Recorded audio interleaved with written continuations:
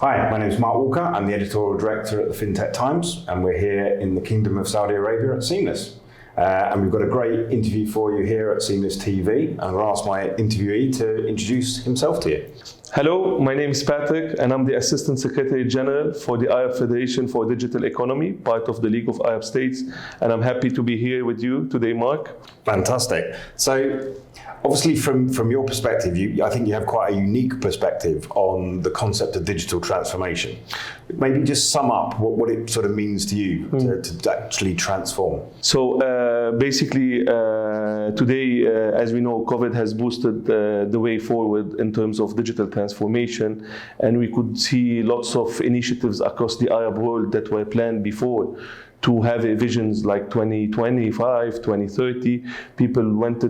People went in a very fast way and started implementing more and more digital services to accompany what was happening in COVID, because people weren't able to go out and they needed to transact and do the normal services. And I believe this is a great step, and lots of governments have initiated different strategies. And part of what we did in the Digital Federation, in the Arab Federation for Digital Economy, is that we've devised a strategy which was launched back in 2018 in Abu Dhabi in the presence of all the Arab ministers and the ambassadors of the Arab world in the United Arab Emirates. And the strategy was built with the support of more than 70 international experts. And here we're talking about the OECD, the Harvard University, UNDISA, UNDP, as well as the World Economic Forum and many others.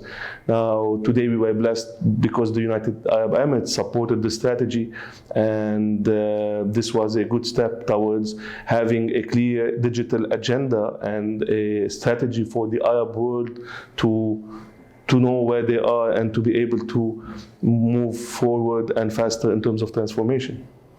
Okay, so it's each of the regions, such as here in the Kingdom, they've got their Vision 2030 and everything. So does your group enable everyone to sort of align their visions so that we're all working towards one common goal effectively? Yeah, actually the strategy is aligned with the today ambitious goals of the Vision for 2030 led by the Kingdom of Saudi Arabia, and we believe this is going to be massive in terms of mega development in the region. Now, the Federation is part of the League of Arab States, so it oversees the 22 Arab countries, and we have representatives from each of these countries.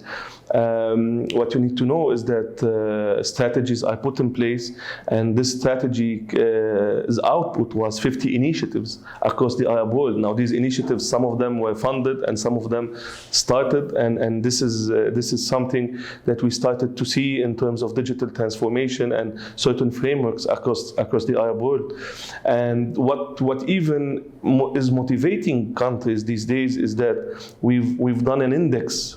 This is the third, we've done it 2 releases of this index to try to measure the Arab countries to see where they stand in terms of digital transformation. So we group them by 3 groups. You have the people or the countries that are leading this, and Saudi is one of these countries, and you had the countries that are on the next curve to lead this. And so our initiatives are across all of these countries, and they will help in changing the way the people live these days. And this is the purpose of what we're doing, is to create more jobs.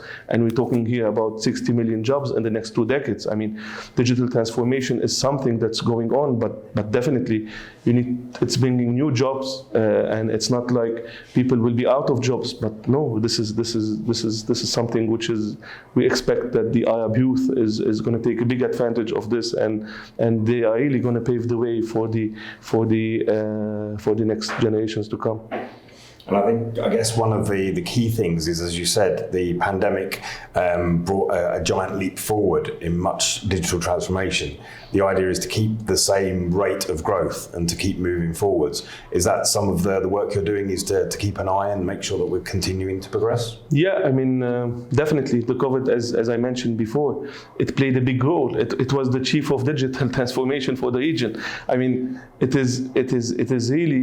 really boosted the agendas of most of the countries in the Arab world, and we've seen services as consumers that we've never seen before. So imagine that you used to do most of the things online in certain advanced countries, and the rest was offline. And when the pandemic took place, we started doing everything online, and it was good. And it was, again, a bit scary. And this is where, again, we have different initiatives for cybersecurity and legislative and different things to make sure that this transformation that is taking place is still secure for us, for our kids, for the different generations that they're going to be using this.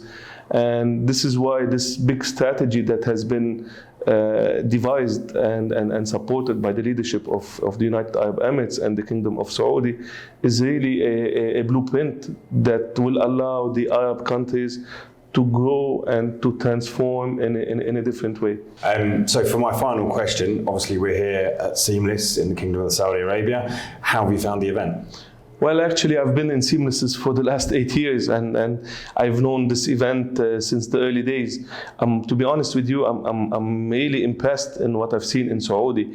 I mean, you've got people across all the halls and all the different programs that are running simultaneously, the fintechs, the payments, the commerce, and I've seen lots of people, I mean, across the region that are out of Saudi that have come and visited and participated in this. And I really would like to thank you guys for the opportunity to be here at Seamless, and this is amazing, and I'm sure that next year it's going to be bigger than what we've seen this year.